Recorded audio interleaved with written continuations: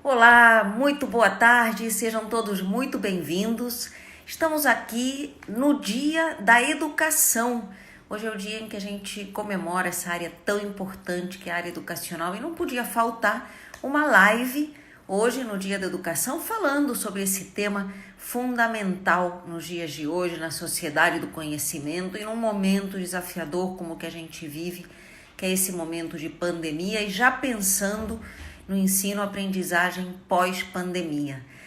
Tô vendo aí muita gente já chegando, uma enxurrada de participantes, de uma vez só já 25 pessoas entraram e não param, mais e mais e mais, daqui a pouco eu atualizo os números.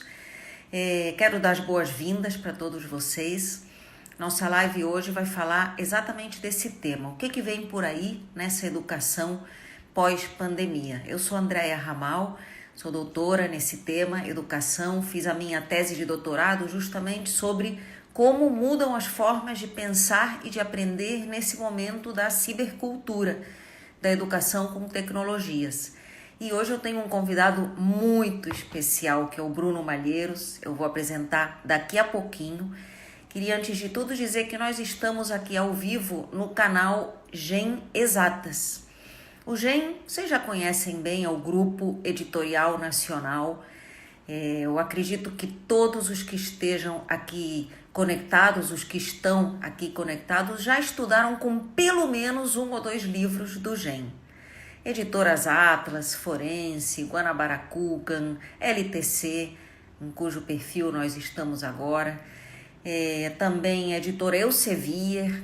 Bom, várias outras que fazem parte aí do Grupo Editorial Nacional, que é o maior grupo acadêmico, técnico e científico do nosso país. E o GEM tem feito ao longo desse mês de abril uma campanha que diz simplesmente o seguinte: vamos maratonar livros. Pois é, porque nessa pandemia, como a gente tem que ficar em casa, o que é mais seguro para todos os que podem, devem ficar em casa, a gente muitas vezes fica maratonando séries, maratonando filmes. E aí o nosso convite é: vamos também maratonar livros, vamos maratonar conteúdo, vamos maratonar aprendizagem. É um momento também de aprender, a gente sabe que não são férias, tá todo mundo aí, quem pode estar trabalhando via home office, quem pode estar estudando com aulas online, educação à distância, modelos híbridos. Então, sempre que possível, seja você estudante, profissional, aposentado, pessoa que está pensando em outra carreira, que está pensando em se aprofundar em alguma área, aproveita esse momento para estudar, para aprender alguma coisa nova. E é por isso que o GEM embolou esse convite ao longo de todo o mês de abril, que é: vamos maratonar livros. E não é um convite só assim, palavras soltas ao vento. No site do GEM tem um monte de promoções para facilitar o acesso a esses conteúdos, a esses conhecimentos. Então, no site www.grupogem.com.br, vocês vão encontrar aí várias promoções flash, que são ofertas que duram 24 horas, chega lá, vê um preço super especial e comprar. Promoções também ligadas a super seleções de livros. Eu mesma, por exemplo, fiz uma super seleção de livros na área de educação, com Piaget, com Michel Foucault, com Rogers, tem também Skinner, só super clássicos de educação que selecionei para vocês.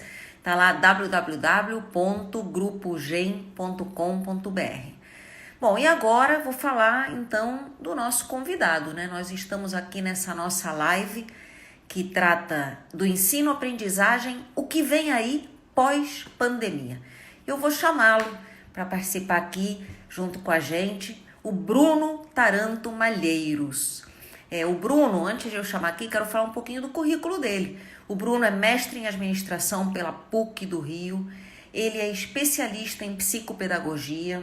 É tanta coisa que eu tenho que ficar consultando o currículo dele, especialista em psicopedagogia e orientação educacional pela Rural do Rio de Janeiro, Universidade Federal Rural, graduado em pedagogia pela Unirio, fez MBA em gestão de recursos humanos, é coordenador de educação na UERJ, na UF, e na Escola Nacional de Administração, ENAP. Agora eu vou falar do principal, para mim, pelo menos. Ele é autor do livro Didática Geral, com o qual ele ganhou o prêmio Jabuti, nada mais, nada menos que o prêmio Jabuti como melhor obra do ano em educação.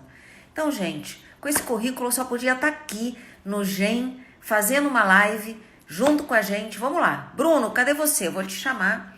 Estou aqui pedindo para transmitir ao vivo. Já está. Aguardando o Bruno Malheiros. Bruno Malheiros está entrando. Ó, pessoas aqui dizendo esse livro é fantástico. Ana Simões, Vitor César Tocantins, Dan PJ, Mira Raia entrou. Já estamos com quase 100 pessoas, tá? Há 5 minutos eu falei que tinha 25 pessoas. Agora já tem quase 100 pessoas. Bruno, estou te aguardando. Cadê a sua conexão aqui? Vamos lá. Cadê o Bruno?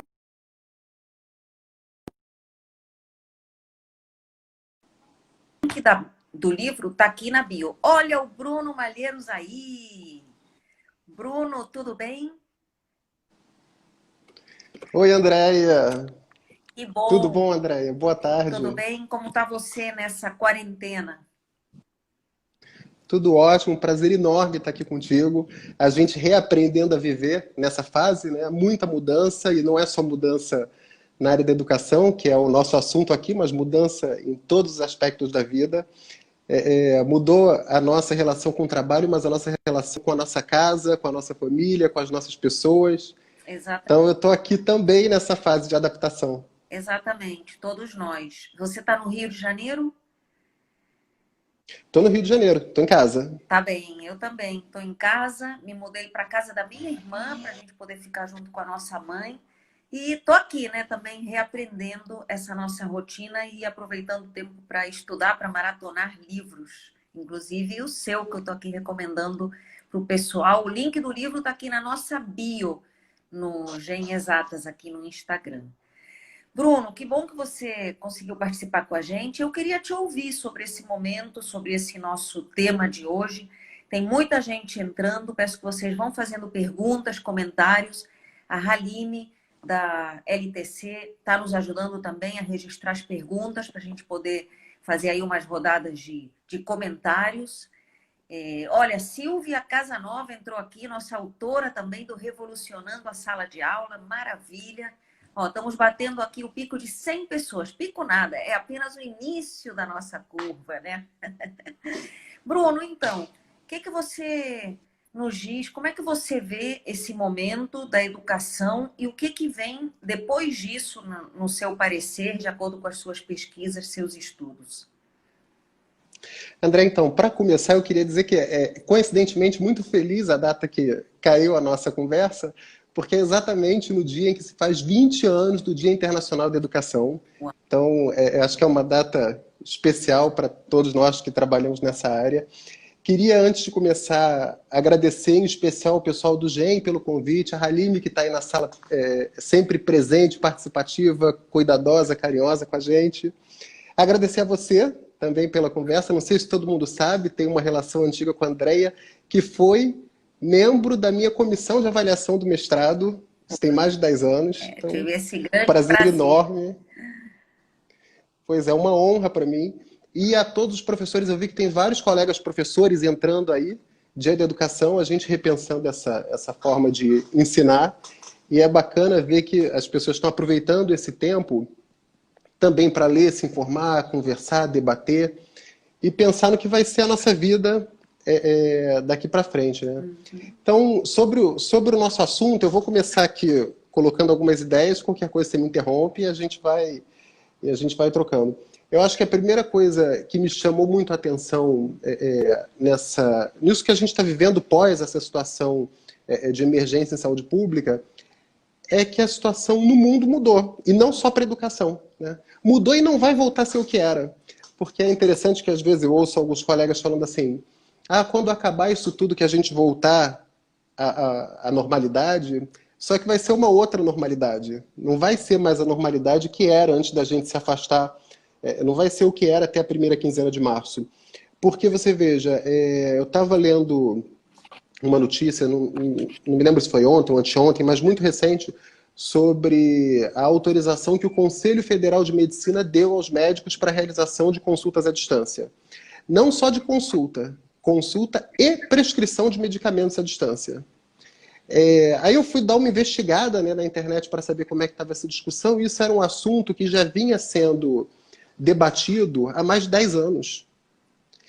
Então, existia uma certa resistência por parte dessa categoria profissional de aderir a esse modelo, e essa resistência teve que ser quebrada dada a situação na qual a gente se encontra. E aí eu fico me perguntando, pós-pandemia, a gente vai voltar ao modelo anterior? Então, eu quis pegar um exemplo de fora da área de educação para ver que essas mudanças não são só na educação. Os arranjos produtivos, os modelos de trabalho, os modelos de gestão, como é que a gente vai... como é que as empresas, as organizações vão gerenciar suas equipes de trabalho a partir de agora? Porque já existia o home office antes, já existia o teletrabalho, trabalho remoto, seja lá que nome a gente der. Ele já era recomendado, né, pela Organização Internacional do Trabalho, por vários motivos, pela qualidade de vida do trabalhador, pela questão da sustentabilidade ambiental, redução de emissão de poluentes por conta da movimentação com automóveis. Então, mas apesar disso já existir, a gente foi obrigado a entrar nesse modelo agora. E isso mudou completamente as relações, não só as relações de trabalho, mas os arranjos de produção, as formas de produção e os modelos de gestão. A educação está dentro disso tudo, né? Os nossos alunos, as nossas salas de aula não estão isoladas dessa realidade, elas fazem parte disso. E é muito interessante se a gente olhar algumas universidades no Brasil e no mundo. Elas conseguiram migrar o modelo de educação presencial para um modelo à distância, aí mais para frente a gente discute essa distância, de um dia para o outro. Uhum. Em algumas situações foi surpreendente. A gente teve universidades no Brasil e no mundo que num dia suspenderam as aulas presenciais, no dia seguinte já tinham adotado um modelo que, enfim, a gente pode ter críticas construtivas a fazer o modelo que foi adotado, mas foi no dia seguinte.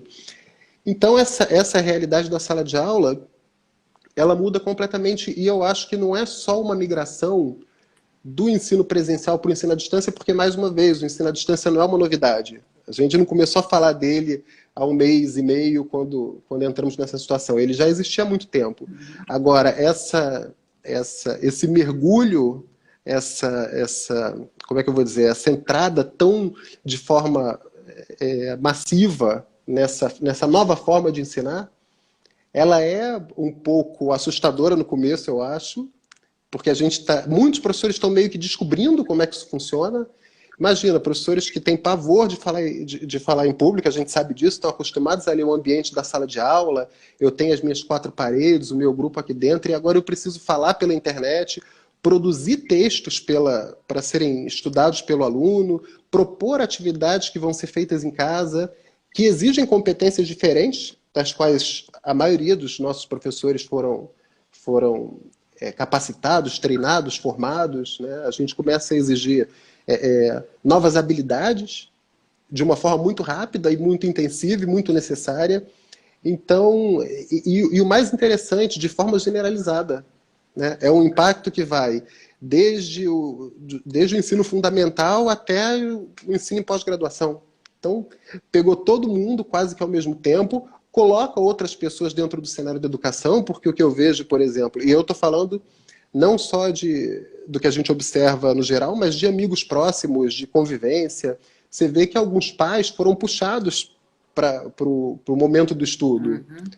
Porque já existia aquele hábito de a criança estar na escola, do horário tal ao horário tal, então o pai e a mãe sentam com a criança só para fazer as atividades de casa. E agora não é mais assim, agora eles têm que... Outro dia eu estava vendo um artista conhecido na TV falando sobre isso, ele falava o seguinte: gente, ensinar é muito difícil. Eu achava que era uma coisa fácil, mas agora eu sento com os meus filhos e eu falo, eles não entendem, eu falo de novo, porque carece de método, né? E é difícil mesmo. As pessoas... A gente tem grandes professores que estudam décadas e ainda tem dificuldade em fazer com que aquilo que eu ensino o outro aprenda. Imagina uma pessoa que não é da área, que se vê no susto. Então, eu acho que esse impacto pegou a gente de surpresa e nos exige algumas respostas. Eu acho que algumas respostas já estão vindo. Você vê que o Ministério da Educação emitiu aí algumas decisões recentes, emitiu algumas portarias para permitir essa migração do ensino presencial para o ensino à distância, além daquele percentual já estabelecido na legislação, permitiu a redução via medida provisória do número de dias letivos, né? Isso está em discussão no Congresso ainda, mas a questão não é a decisão em si, mas o movimento que está sendo feito para mexer na questão dos dias letivos. Então a gente vem tendo alguns movimentos institucionais para tentar lidar com essa situação. Mas eu acho que a pergunta maior que fica para a gente que está dentro de sala de aula é: como é que a gente vai planejar o retorno? Seja lá que retorno for esse, né? Certamente não vai ser o retorno ao que era na primeira quinzena de março, mas como é que a gente se estrutura para retomar essa sala de aula nesta nova situação, nessa nova configuração, que a gente hoje não sabe quando vai ser e nem como vai ser. E uma outra coisa, que é um assunto que me interessa muito, eu sei que interessa muito a você também, porque a gente já conversou sobre isso, que é a questão da conversão desse cenário todo nos métodos, né? Como é que a gente transpõe isso para os métodos de ensino? Porque eu tenho uma preocupação muito grande quando a gente sai da sala de aula e coloca as aulas por vídeos na internet ou por textos para leitura, enfim, algum modelo considerado à distância, e que sejam meramente a transposição do presencial, daquilo que eu fazia em sala de aula, para agora a gente faz em tempos e espaços diferentes. O que já se mostrou em diversas situações bastante inadequado, né? Frequentemente você tem lá aquele ensino bastante tradicional da sala de aula, com aula expositiva, avaliação por meio de capacidade de reprodução, e aí você já tem uma situação na qual diversos educadores são críticos a esse modelo, e agora você reproduz isso numa relação na qual o professor nem está ali no mesmo espaço e tempo para poder capturar algumas informações sobre a capacidade de aprendizagem, de construção do conhecimento, de elaboração de resposta aos problemas da vida. Por outro lado, então, eu falei aqui um pouco dos desafios e de preocupações. Mas, por outro lado, a gente também está de cara com uma gama de oportunidades e desafios incríveis, né? Porque aqueles professores que tinham mais dificuldade em encontrar métodos de ensino que colocassem mais na mão do aluno a questão da aprendizagem, que convertessem em situações de aprendizagem nas quais você de fato quisesse ver aquela competência em ação, né?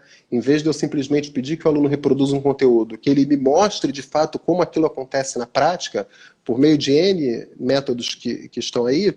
Então, aquele professor que tinha resistência, certamente, nessa situação, essa vai ser não vai ser a única alternativa, mas eu diria que é a alternativa mais interessante que ele tem. É o momento de se pensar em como implementar essas metodologias ativas numa outra relação de ensino. Claro que eu não podia... Você comentou sobre o meu livro mais cedo, que é um livro de didática, que foca muito nessa questão dos métodos, então eu não podia deixar de trazer isso para a questão dos métodos de ensino. Então eu acho que tem os desafios que estão postos aí para os professores, mas tem também uma série de oportunidades incríveis para a gente desenvolver isso num novo cenário, num novo contexto, numa nova relação professor-aluno, num novo momento no qual os pais estão participando ativamente disso. Para quem trabalha com ensino fundamental e ensino médio, né, educação básica, é uma oportunidade incrível também, porque a gente está trabalhando com alunos que já estão habituados a essa relação à distância, alunos que já estão habituados a aprender por meio de vídeos, de jogos, de desafios. Talvez a gente tenha que repensar, eu estou falando, obviamente, pensando mais nos grandes centros urbanos, a gente sabe que tem alunos cantos desse país que têm mais dificuldade de acesso à rede, a computador, mas nos grandes centros urbanos, via de regra, o aluno ali do ensino fundamental e médio, e superior também, ele já está habituado a essa relação. Então, eu acho que tem a possibilidade de pensar em novos métodos, mas também tem a necessidade, você falou aí sobre a campanha do GEM, de vamos maratonar livros. Existe essa necessidade, tanto por parte do professor quanto do aluno, de aprenderem, e nossa, acho que de todos nós, de aprenderem como essa nova relação vai funcionar, né? Para o professor, como é que eu desenvolvo propostas pedagógicas para serem trabalhadas nesse novo modelo, nessa nova relação, e para o aluno também, como é que eu me comporto nessa situação, né? Como é que eu planejo o meu estudo sem estar com o professor ali no dia a dia, como é que eu dou conta das atividades que eu tenho para fazer num cronograma que eu passei a estabelecer, num ritmo de aprendizagem que depende agora mais de mim do que do professor, né? Não é a aula do professor que está ditando o ritmo, mas é a minha organização. Então eu acho que tem uma série de desafios que são, eu diria que oportunidades para a gente dar a volta e, enfim, e sair com coisas positivas de uma situação que não é, em essência, positiva, né? A gente entrou nessa situação por uma emergência de saúde pública. Mas o que a gente pode aproveitar desse momento para quando retornar à nova normalidade que a gente vai ter, retornar com uma outra forma de entender a educação, com uma outra forma de aplicar os métodos que a gente usa em sala de aula, com uma nova relação com os alunos, pais. Enfim, dei um panorama geral, Tá mas eu ótimo, acho que perfeito, um ótimo pontapé inicial. E estou vendo aqui muita gente participando, não consigo citar todo mundo, nós já estamos bem acima de 125 participantes. Enfim, Marise Castelo Branco falou que a epidemia acelerou muitos processos. Leonardo Lois está comentando aqui, já fez vários comentários nesse sentido da preocupação dele com relação ao ensino fundamental e médio. Eliana Barion, que trabalhou comigo no Telecurso Tech, beijo, grande beijo. Liz Fischer, Tássia Pinheiro, Andréia Xavier, Edileuza de Oliveira, Soraya Gonçalves, muita gente aí comentando e a Haline está nos ajudando a sistematizar algumas perguntas. Eu queria pegar justamente desse ponto que você falou, Bruno, para a surpresa que nós, professores, tivemos de um dia para o outro ter que virar professores online. Né?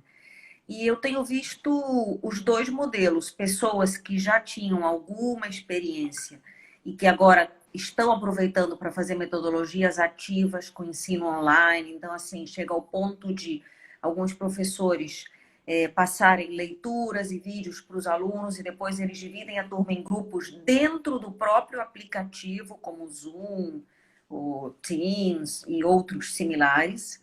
E aí os alunos discutem nos subgrupos, depois apresentam para os outros, que seria um pouco assim da transposição possível de uma maneira metodológica que aconteceria em sala de aula para o online.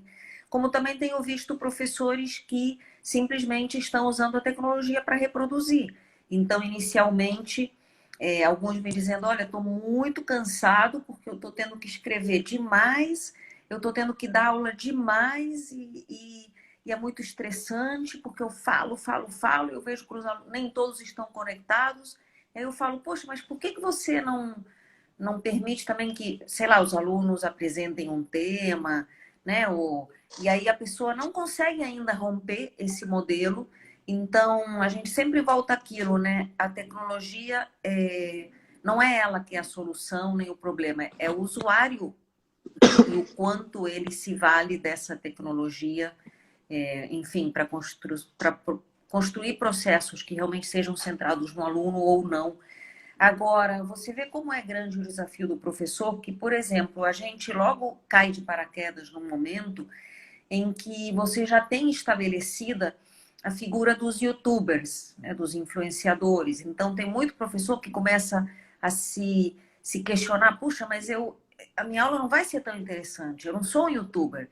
E aí, a gente precisa encontrar o espaço do professor online dentro desse cenário do digital, que nós não somos YouTubers e os estudantes têm que aprender a ver a aula online de uma maneira diferente, nem todo mundo vai ser um showman, uma influenciadora digital, porque não é esse o objetivo, né? A gente precisa ver, assim, qual é a intencionalidade dessa metodologia, a que ela vem servir, o que ela vai ajudar a aprender.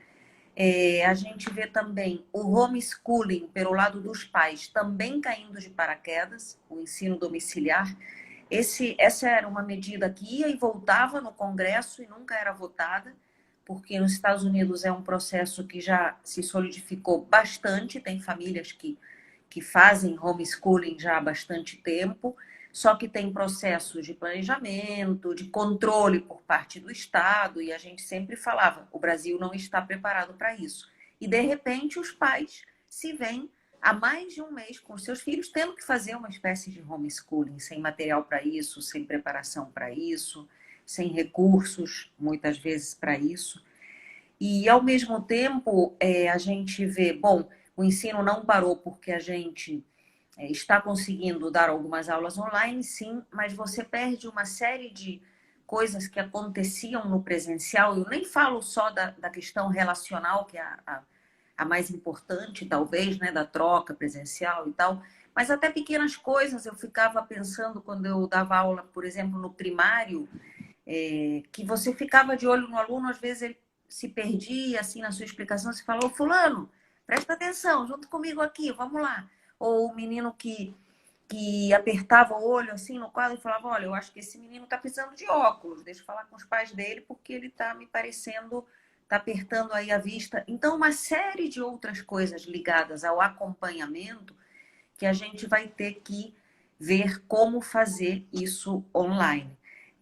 Para o ensino fundamental e médio, eu acredito que a gente ainda está muito longe de poder voltar depois da pandemia num modelo novo, né, em que a gente tenha um ensino totalmente híbrido, com parte presencial, parte à distância. Eu acho que a gente está longe, com certeza. Por isso, embora o MEC tenha lançado essa medida, publicado essa medida de que não precisamos mais de 200 dias letivos, mas sim de 800 horas, aí você fala, bom, você está vendo como o conteudismo ainda não saiu da cabeça das pessoas? Por quê? Não precisa todos esses dias, não. Mas eu preciso enfiar todas essas horas, nem que leve 8, 9, 10, 12 horas por dia, criança lá, porque eu preciso passar, entre aspas, esses conteúdos. Então, acho que um ponto positivo é que esse momento vai nos ajudar a relativizar um pouco essas coisas tão arbitrárias como série, ano letivo.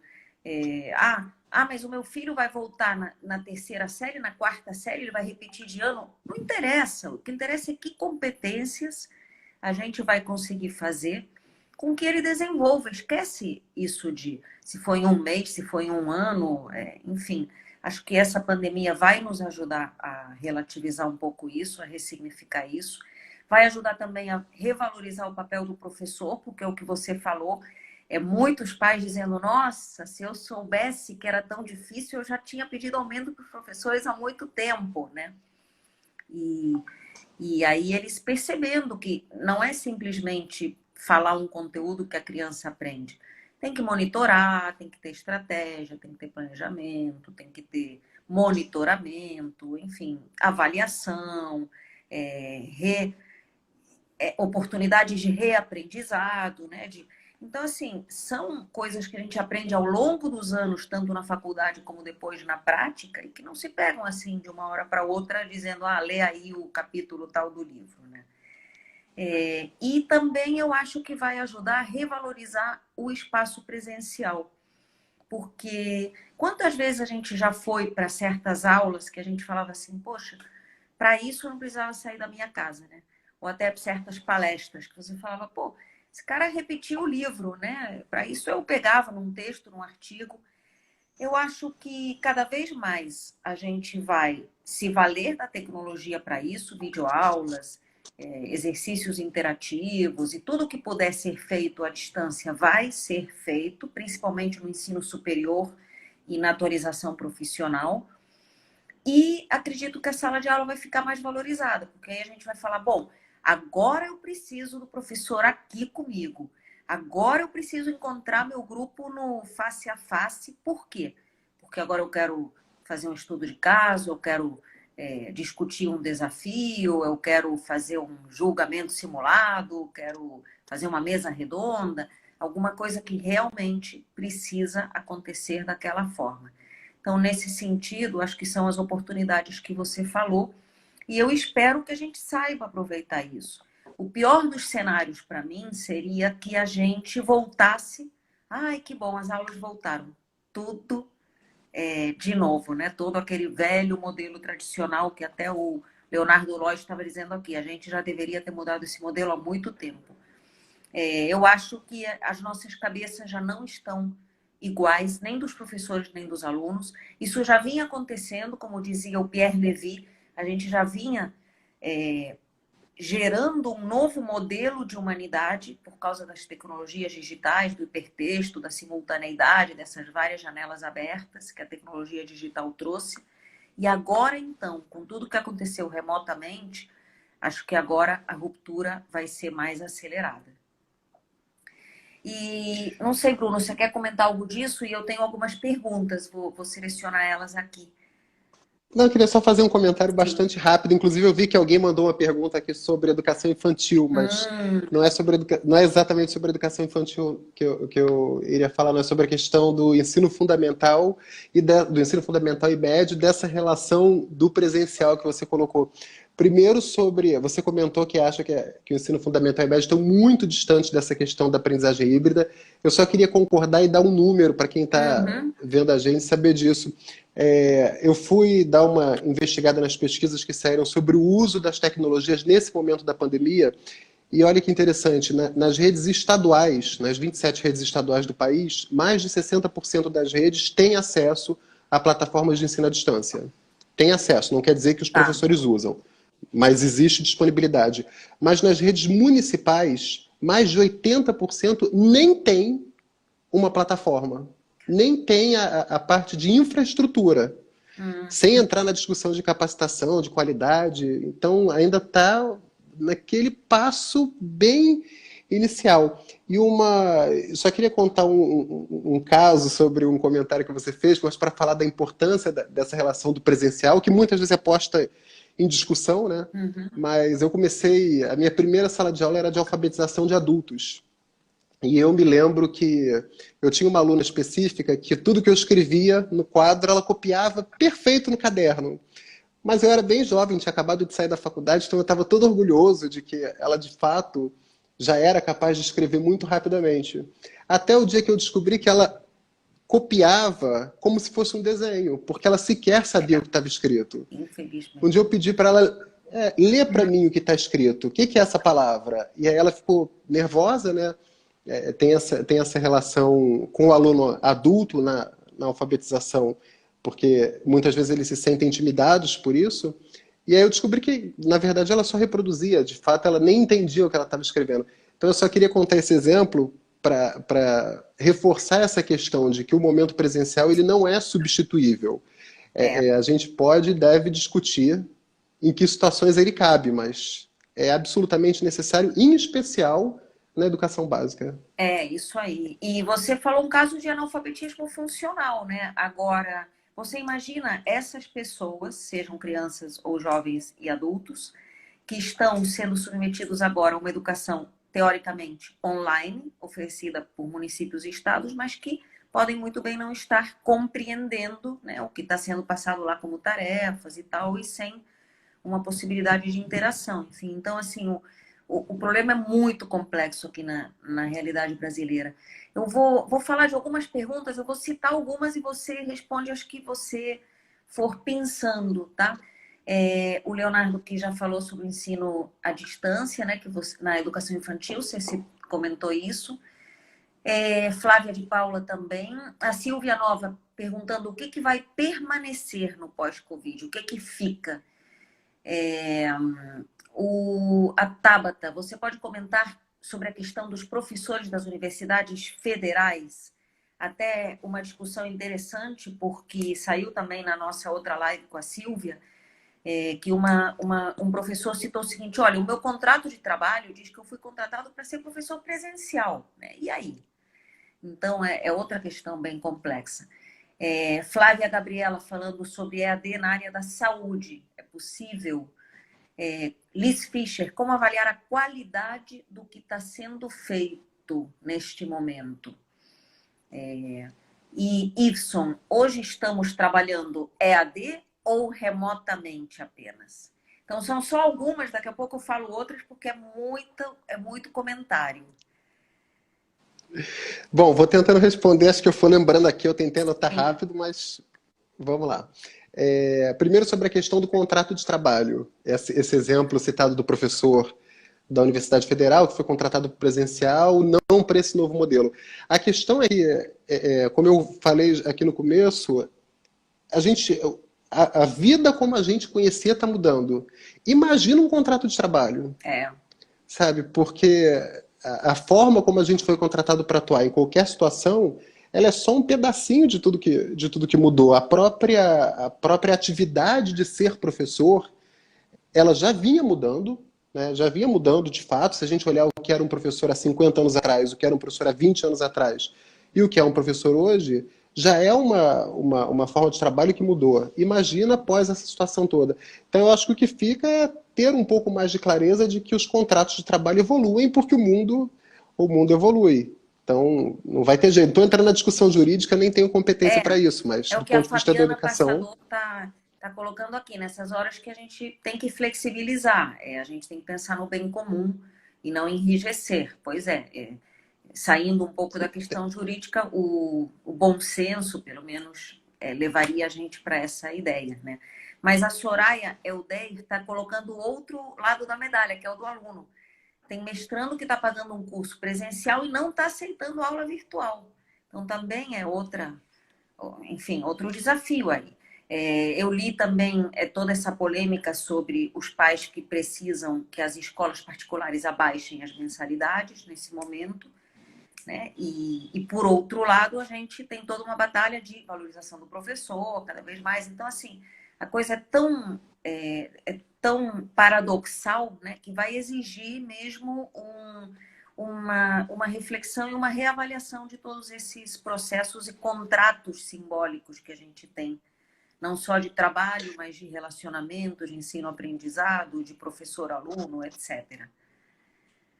Pois é, tem uma série de questões aí que a gente não vai ter a resposta pronta agora, o que você acabou de colocar na sua última fala. Não é só a questão da educação, questão da saúde e segurança, relacionamentos, enfim, como é que fica?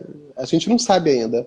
Agora, alguém comentou aqui embaixo, passou rápido, eu acabei não vendo o nome da pessoa, mas colocou só a seguinte frase: o trabalho do professor é ensinar.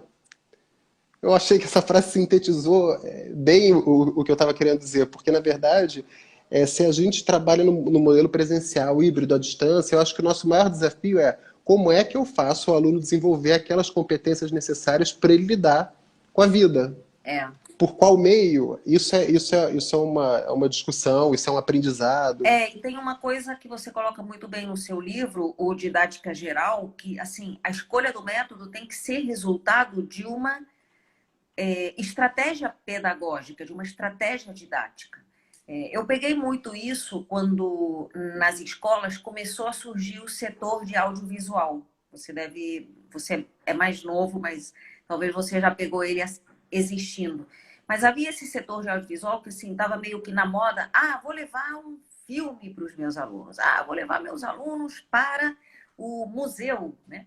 E claro que isso é muito legal, fazer atividades extraclasse e tal, mas logo depois a gente foi para essa discussão. Peraí, vocês estão levando porque é bonito, é moda, porque hoje tem que variar, ou porque tem uma atividade que o aluno vai aprender melhor através do filme, do debate sobre o filme, ou através de uma ida ao museu e de uma excursão extraclasse? Então, se não houver essa pergunta detrás desses nossos processos, vai ser a tecnologia pela tecnologia, né? E é isso que a gente tem que fugir, porque existe muito espontaneísmo nessas questões todas. Ah, eu sou um professor pós-moderno, eu estou alinhado à era contemporânea, eu uso tudo digital. Mas será que o seu aluno aprende melhor com o digital nesta sua matéria? Aí eu volto àquela pergunta. E na área da saúde, tem coisas que a gente pode fazer no digital, tem outras que precisam necessariamente ser presenciais, ser em determinados laboratórios e por aí vai. Agora vou ler André, mais sabe que eu tinha perguntas, tá, notado? Bruno? Eu estou, enquanto Tá, isso, vendo perguntas aqui. ok, não, eu tinha notado, porque uma das perguntas que você tinha colocado era sobre a questão do ensino na área da saúde. Alguém perguntou por isso. Isso, E eu também sou enfermeiro, não sei se eu já falei isso, mas eu fiz graduação em enfermagem também. não sabia. Então pois é, queria comentar sobre isso. Eu acho que na área de saúde também a gente tem uma riqueza de possibilidades enorme, não só em relação ao método, mas à modalidade. Né? Você tem a possibilidade de trabalhar muita coisa mesmo à distância, em ensino híbrido, com metodologias ativas. É claro que existe uma parte ali do processo de ensino que ele demanda ser presencial, em especial quando você está em laboratório para aprender determinados procedimentos. Isso vale para todos os profissionais de saúde, mas você tem a possibilidade de estudos de patologias, de farmacologia, anatomia, fisiologia, muita coisa que pode ser feita à distância, que pode ser feita por meios híbridos. Você tem vídeos maravilhosos na internet mostrando questões relacionadas à anatomia e fisiologia que são incríveis, assim, coisas que por mais que o professor fale, ele não vai conseguir fazer com que você visualize aquilo.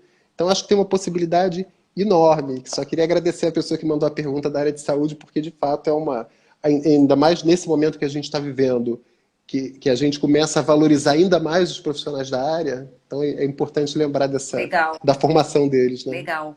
A Flávia de Paula está colocando, e as desigualdades sociais, e aqueles que não têm acesso à tecnologia e à internet, ela e várias outras pessoas comentaram isso. Eu tenho reparado que, assim, por um lado, as prefeituras e os estados dizem, não, já colocamos tudo online, já temos aplicativo, já temos ambiente, os alunos já receberam login e senha, já tivemos não sei quantos mil acessos. E, por outro lado, eu tenho visto professores que contam, olha, eu estou imprimindo o material do meu aluno na minha casa, eu coloco um varal, tem até uma professora, olha a ideia dela, ela coloca no quintal dela, como se fosse num varal, os exercícios impressos para os alunos, e aí os pais vão na casa dela, pegam aquele exercício para não ter contato social. Aí você vê o outro lado, a precariedade. Então, assim, é claro que está colocada uma questão gravíssima, que pode acirrar as desigualdades. E aí a Flávia de Paula, não, o professor Alain Marcel perguntou aqui, será que a educação voltará a ficar elitizada? Uma vez que existe uma enorme parcela que não tem computador e tal. E eu estava me lembrando, Alain, na minha tese de doutorado, no final, como conclusão, eu fiz uma reflexão sobre a educação com tecnologias e eu falei de uma preocupação que era que a gente tivesse no futuro, uma grande educação em massa, como se fosse uma TV aberta, né? Seria a TV aberta da educação, a internet aberta. Então, tá lá no YouTube, todo mundo pega o que quiser, parará. E um pay-per-view da educação, aquela educação premium, a qual só quem pudesse pagar teria acesso. E eu estou vendo o risco no que era uma reflexão assim na época meio Isaac Asimov.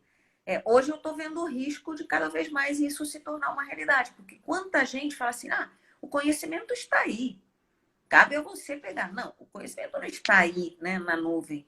Precisa de um professor para orientar, um arquiteto aí que vai cognitivo, que vai ajudar a pessoa a construir a sua trilha de aprendizagem, mas ao mesmo tempo, como fazer com que esse conhecimento esteja realmente aí para todos e não só para aqueles que puderem pagar e ter acesso. Muito boa a André, reflexão você que você está falando. sabe que eu peguei esses números, porque eu fiquei curioso com isso também, né? Qual o tamanho da população que a gente está falando que está fora? Porque é isso que o Alan colocou, assim, quando a gente fala em ensino pela internet, pega todo mundo, sabe? A gente é um país continental, quase 220 milhões de habitantes. E aí, veja você, nos municípios, nos domicílios considerados classe A, No Brasil, essa pesquisa é do Todos pela Educação. 99,9% dos domicílios têm acesso à internet, banda larga. Nos domicílios que são considerados classe E, que são aqueles bem mais humildes, bem mais pobres, 40% apenas têm acesso à internet banda larga. Então, os números não Menos da mentem, de metade, fato, pois é. menos da metade. E É um outra risco. coisa, Bruno, às vezes é um acesso em um computador que tem que ser disputado entre vários irmãos, entre o home office ou do pai ou da mãe, num ambiente pequeno que a televisão está ligada e que você não tem ambiente de estudo. Então, assim, é tão desafiador, né, que deveria ter uma metodologia, tanto para as famílias como para os professores, para eles aprenderem a fazer tudo isso. O que nos remete a uma das perguntas aqui sobre a formação docente. Vânia Alves, ela comentou: os docentes precisam de mais cursos sobre tecnologias digitais no ensino-aprendizagem e de equipamentos para o trabalho. Eu quero sempre voltar a isso, que nos cursos de formação de professores não existe ainda uma formação sólida para como ser um tutor virtual, um professor virtual, um arquiteto cognitivo nesses ambientes de aprendizagem, como você usar a tecnologia para fazer diagnósticos, para fazer medições e acompanhamentos. Então, assim, ainda nós estamos a anos-luz na formação de professores para um cenário como o que a gente tem em outras profissões.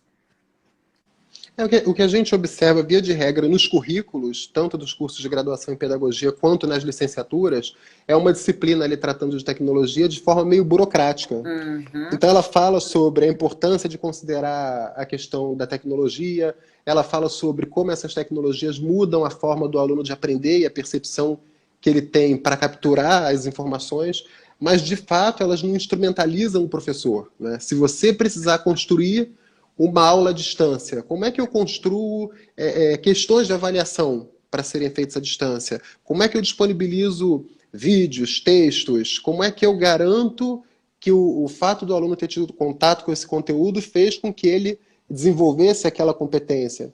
Então, eu concordo nesse sentido, de que, de fato, eu não vejo na prática essa instrumentalização, né? E aí você tem as experiências isoladas, né, de pessoas que avançaram muito.